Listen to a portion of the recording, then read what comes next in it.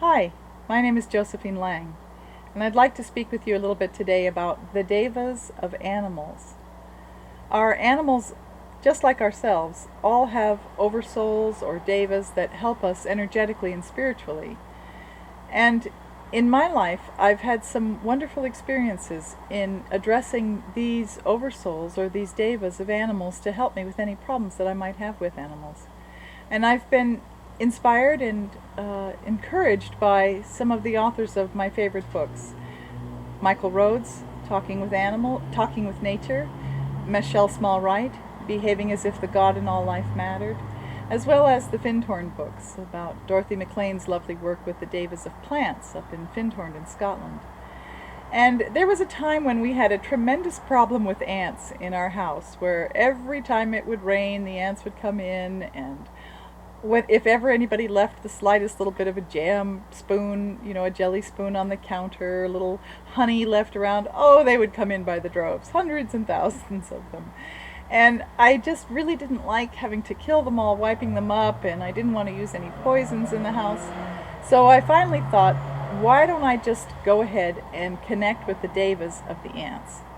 So I went out into the backyard and I looked up into the sky and I imagined a very large, a giant black mother ant up there.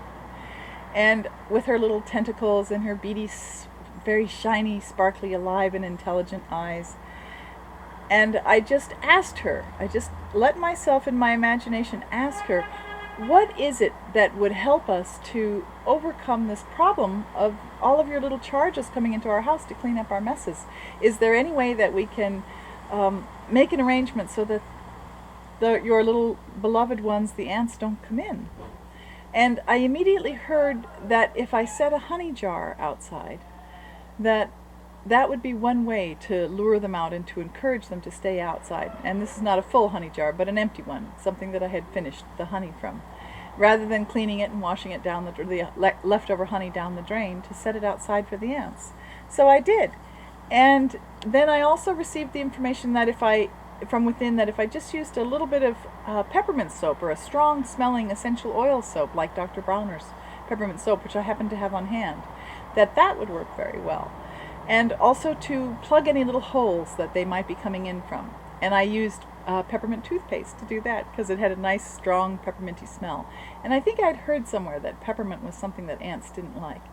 So I went ahead and did those three things, setting out the empty honey jar and cleaning up with peppermint soap and then plugging the little entry holes. And it worked marvelously.